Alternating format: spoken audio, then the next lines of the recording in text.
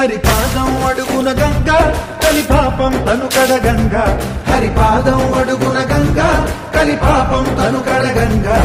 వ్యాసం ఇతిహాసం ఆ వ్యాసుడు ప్రవచించంగా ఘట్టం గణపతిదై యజుస్సామరు అథర్వ శాఖలుగా